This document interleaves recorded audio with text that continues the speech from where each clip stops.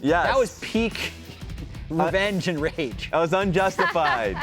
But it's business. He does caveat it with the business part, but you know what he really felt. And I mean, going into game one, that has to be the best feeling. You go up against an organization that benches you and you actually come out incredibly strong. And that Baron fight too was a big turning point for 100 Thieves too. Yeah. Going into this draft though, we see some changes already. Vi banned out against River just because of what he can do with that champ, but both Azir and MF taken off the board on Dig's side instead of the Jax Xayah of game one.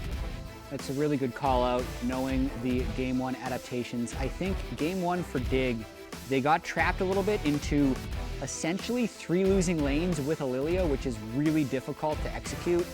The lane swap also didn't let him accelerate, so it was just honestly a very well-played game by 100 Thieves, aside from the shenanigans that happened around the Baron that ended up ending it with the Dig Baron throw. But I think they should be feeling pretty good about their prep and execution in game one.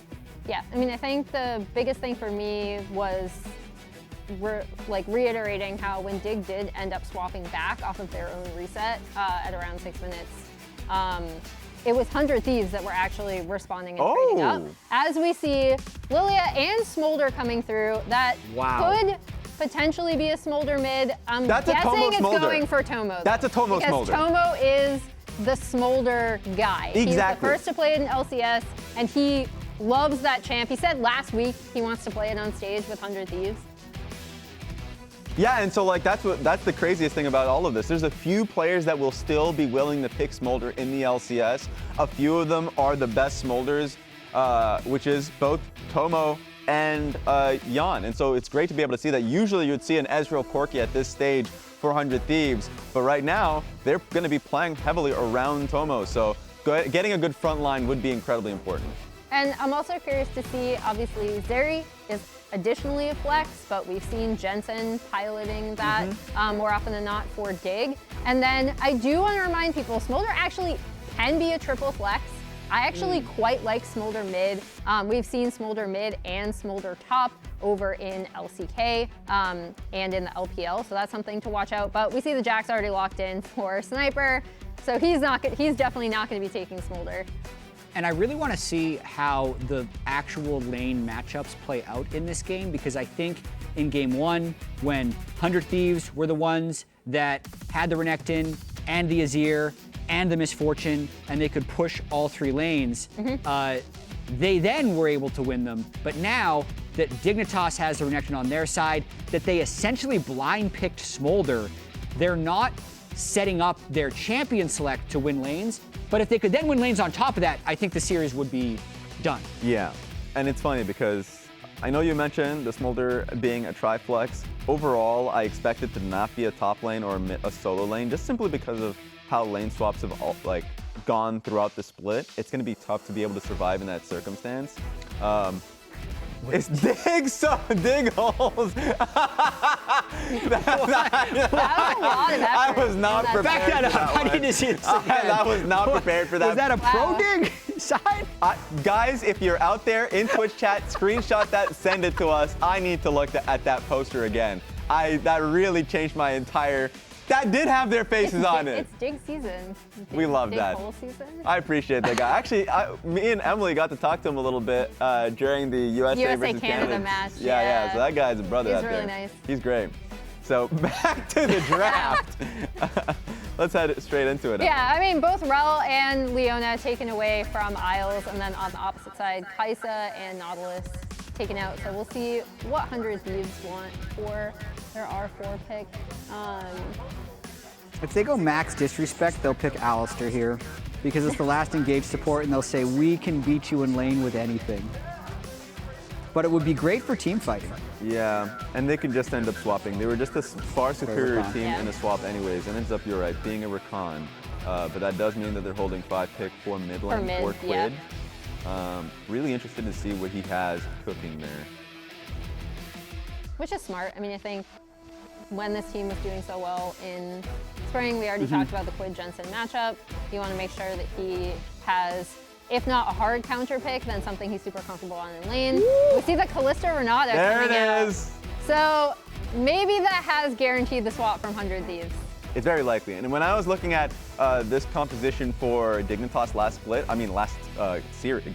game, I was like, Dignitas I feel like has been most successful when they can play through Zven and Isles. And so I really wanted to see them playing through them heavily, and now that you have a Kalista Renata, it's nice to see it. And they were essentially dared to do so by the Smodler blind, but now that they've done Kalista Renata, we get Xayah Rakan, which even though it doesn't win lane, can kind of hold its own against anything, and that's what's gonna get put to the test here, Emily. Yeah, I'm curious. I don't think Xayah is in a great spot right now, but we do see a few other ADCs being taken off the table. We will see if Dig will be able to come back with this composition or if 100 Thieves will be able to take it. Casters, take it away. Let us know what you think about the draft. All right, thank you very much, Lounge. And now, gentlemen, I'm going to redirect that one over to you. How are we feeling about this draft compared to the first one? I think it's a good change for Dig. They said, we were waiting around all game last game. So What happened? He could get in there and shuffle someone and he could start something up. Yeah. You can't do that in the same way on the Smolder. So I do like the drafts more for Dig. I want to see, are we going to get standard 2v2 lanes? It looks like just already based on the spread on the map, we are. This could be a pretty tough early lane for Tomo and Eyla. Rakan already, not known as a strong early laner. Yeah. And now you're going up against Renata Kalista, which is a really strong 2v2. All right, as we're waiting for the minions to spawn, we got Raz standing by for an interview with Coach Mabry. That's right, I got Coach Mabry here. Just a quick response coming into Game 2. Reaction to Game 1 was a little tough out there. Yeah, I think they did a good job in the game 1 reading the swap level 1. That was like our plan going into it. And even though that happened, I think it still was going pretty well for us. The jungler got our jungler got pretty ahead. But once they were able to dive top lane and we weren't able to dive bot, both their AD and top laner got really ahead, and I think it was hard to play after that. And a quick thing on the Zeri mid, just because now we're seeing new patch, but you're still going towards double AD carry comps.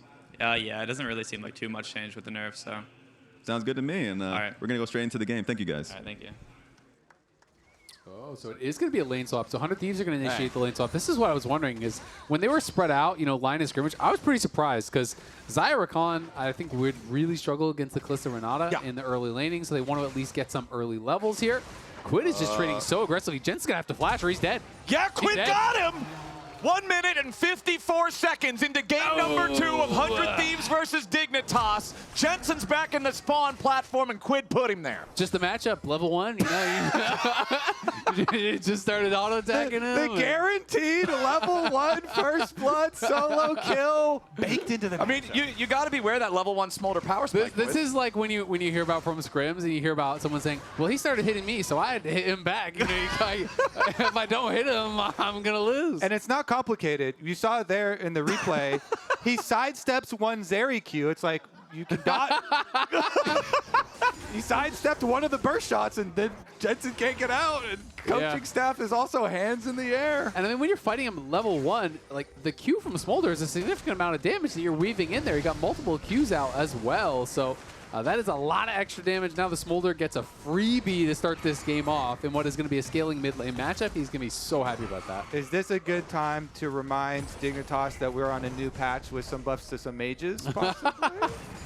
Mayhaps. I think so. Maybe. We'll see, though. Zeri, of course, again, you can have some scaling later on. We'll see, though, because no flashes in mid lane might make for some more interesting mid lane passes, and lane swaps sometimes will get, the top laners after they get pushed out, or junglers or supports or something. Currently, though, Eyla here, hovering sniper. Sniper having fun. Yeah. Top laners and lane swaps. The picture of fun. Pure, unfiltered joy. I love how he just has to accept that he just has to watch every one of these minions die. Because if you walk up to actually try to CS those, you just die. Oh, yeah, you're so dead. you can basically only do it when you have your Q to jump away after last hitting one minion, or your E to walk up and last hit a minion. Yeah. So once every 10 seconds, you get to use an ability and go in. Yep. Not bad. I love this. This is our featured matchup of the day, everybody. Incredible. Top laners. Top and gap. Swaps.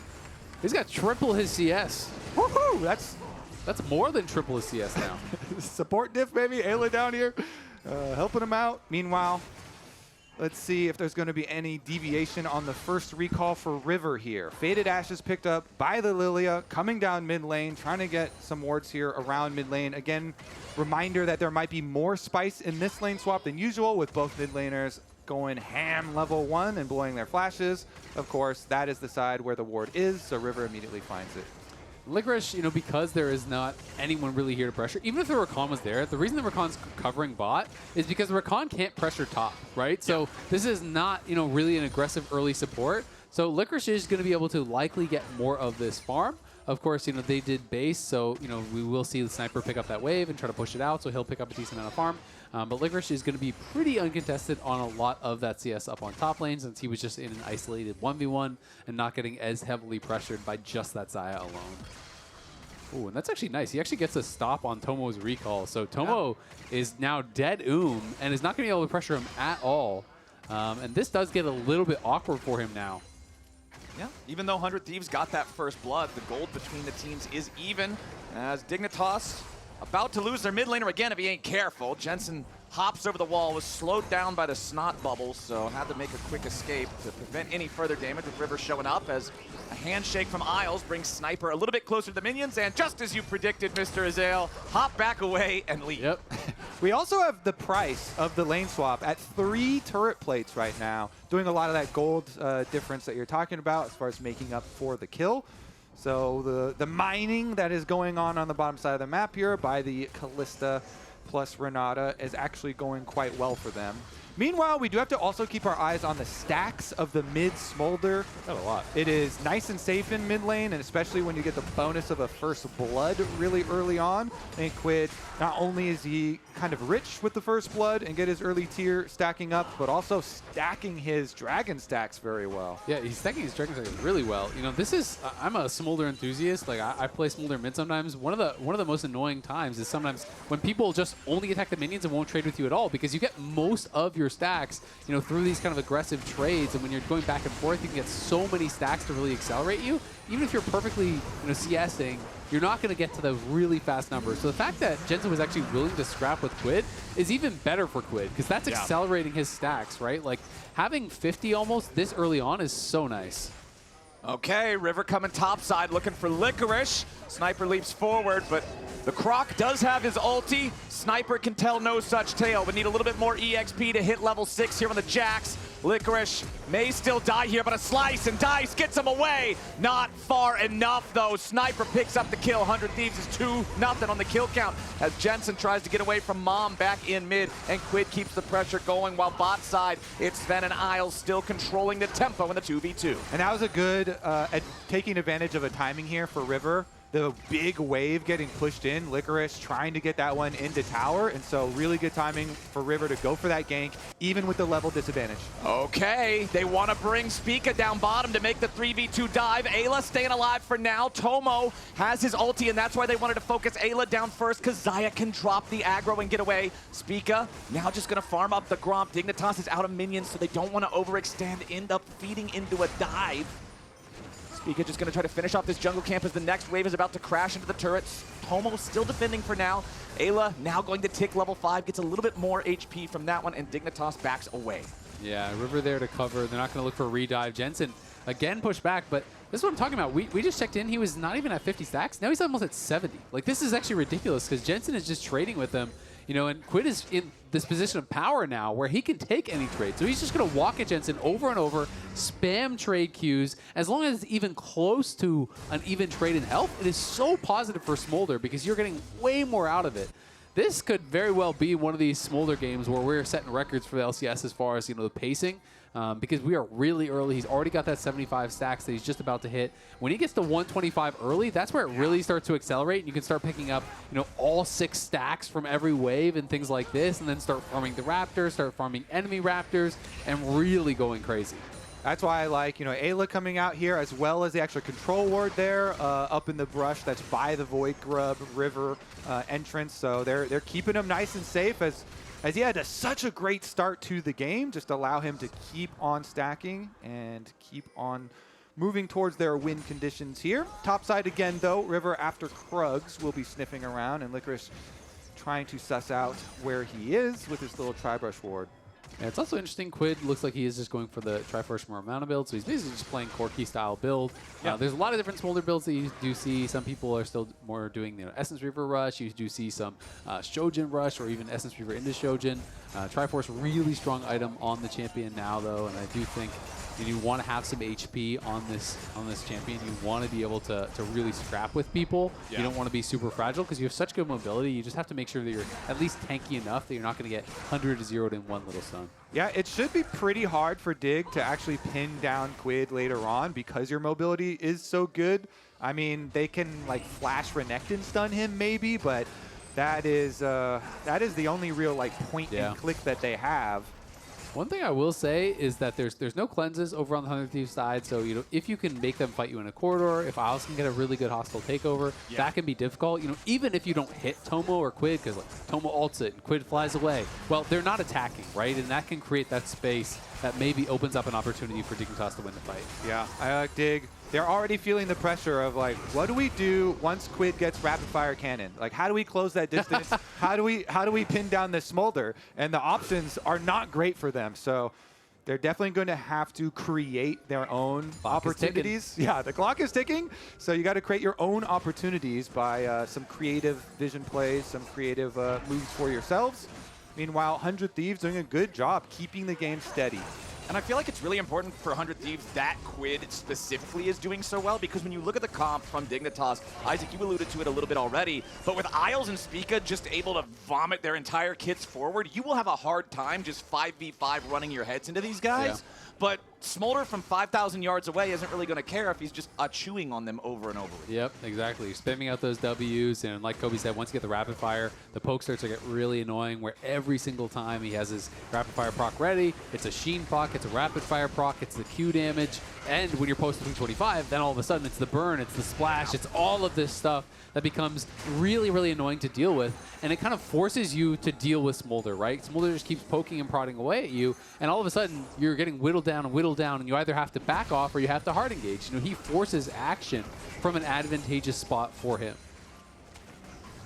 What's going on the bottom here? Isles is poking around, but it looks like they don't want to mess around. He's having a good time. Top side, maybe not as much of a good time here as Sniper popping the counter strike there, forcing Licorice back just a little bit, but I don't really think either of them's going to full send this. I mean, maybe they will. Could get a little bit more wild than I'm expecting, but back in mid, Quid, 115 out of 125, 10 more, and he's got that second evolution. It'll be so important for speeding up that farm even faster. So early in the game, and look, it just keeps on dropping off more here on Jensen. Let's see it. Tier is also stacking quickly. Yep. I mean, everything. I mean, this is kind of just the dream, right? Because he's even being able to prep all these minions to get the Q stacks for every one with the Q splash, because he can't be pressured because he is very far ahead. I will say, thankfully for Dig, they did get the early dragon pretty quickly, and now they're going to be able to burn through this one. Big benefits of Brand always, plus you have a Kalista, so should be pretty easy for them to control this dragon stacking and kind of keep that as their hope. Now they've got that going on, but now they got to be a little bit careful. Zven gets away from River and Eyla as Tomo still fighting with Spica and Isles. You saw Quid summon in Mom right there. Isles about 40% HP, gonna try to get away from it. Another sneeze hits him, he's pulled to safety, but now it's a problem for the AD carry. Zven's gonna get collapsed on. The blooming blows take him low. River grabs another one back on Isles as Spica has to flash just not to be the third dead body. It's a 4-0 game for 100 Thieves. And 100 Thieves played that so well. The early force on the cleanse, the flash from Zven, so when he comes back in to actually pull Isles out with the ulti, Eyla is waiting for him, anticipated where he would be pathing to do that. Instead of just getting the support, they get them both. Really well done. Beautiful pincer from the 100 Thieves. Even though Dragon number 2 goes over, they stay focused on the pressure that they want to create. Look at this. Now you're talking about River flashes over, Eyla jumps to him, boom, 2 for 1. And they had the mid priority of the Smolder leaking through, not allowing an escape for the other Dig members. And Zven knows it. Even though they got the objective, their hopes of stacking the dragons just dropped. It just plummeted so hard because they're not going to have the items to actually win those fights. And the next ones that come up are going to be really difficult for them to deal with. Guess what? Smolder's got a Trinity Force already. It's completed now. All right, Well, they're looking for Sniper potentially here. If he doesn't, he spots it now, but we'll see if he's going to get that Counter-Strike up in time. Okay, Sniper.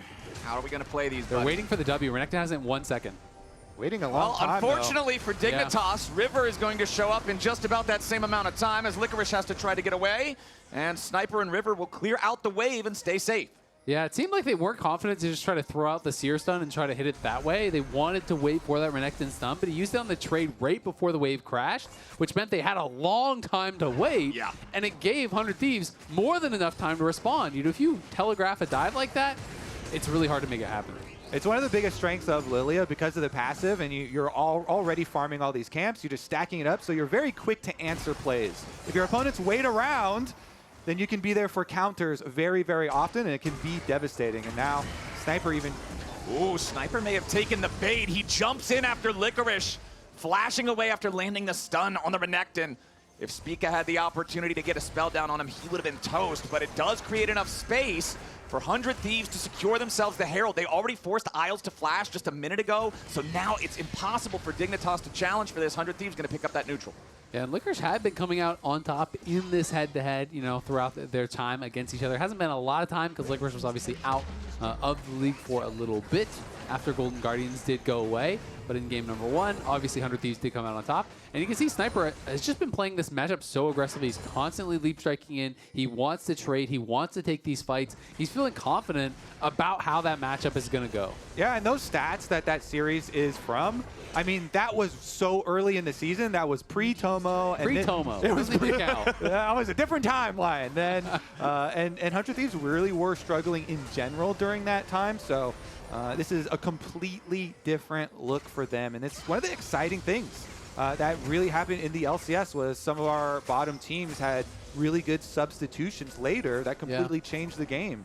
You know, not just them, but also Boogie going in and giving a lot of hope there. But 100 Thieves, I mean, honestly, this is just looking so good for them, and it looks like they'll be able to chunk this tower so low that it's just one auto away, free money there. And now the map is open. He's taking now a bot. Drive home. He's going bot. He wants another charge. If they can actually push them back, he might potentially be able to get one. But Jensen is down there, and the Herald is going to be really low. This is efficiency right here. Get the Herald down bottom. You could block the Zeri Qs, escort this Herald up. If it gets another charge, that's crazy value. It's fine. Walk it in. Walk it in. Oh, Defend no! it. No! Well, I wasn't going to get the charge anyway That's because it true. already Yeah, it was lost too its low. momentum walking into the river. It ran out of gas. But it still stumbled into this lane, so that's good enough. Sniper goes in, River right beside him. They want some damage to it to Jensen, but they aren't going to find it. Sniper staying alive for an extra second, but Licorice is ready to follow it up. But now the reinforcements for 100 Thieves may just kill Licorice instead. The zap ain't going to do enough damage, and Sniper has the counter-strike yet again. That's the first kill of the fight going over to 100 Thieves. Dignitas, their bottom lane duo, finally arrives, but the fight's already done. The dust is already settled. It's already time for Licorice's funeral. Yeah, Dig thought that they had caught Sniper as he went in there. Licorice TP's in, but Eyla defends him. Double shield, the summoner heal, everything keeps him alive because it looks like when Sniper jumps in here, leap strikes forward, takes a tower shot, the TP's behind him. He looks like he's cooked. He does, but he is not. It's a true bait. Haha. Even with the flash through, like you're saying, they're able to peel for him. Ayla's able to get the shield on. They put him to sleep. And then he has the confidence. Oh, the team is leaving me the kill on the Renekton as well. Goes up, finishes it with his leap strike. Licorice knows. This game, it just feels so overwhelming in the favor of 100 Thieves. And after the way that game number 1 went, it's giving me pause for the rest of the series here. Things are looking dire for Dignitas already.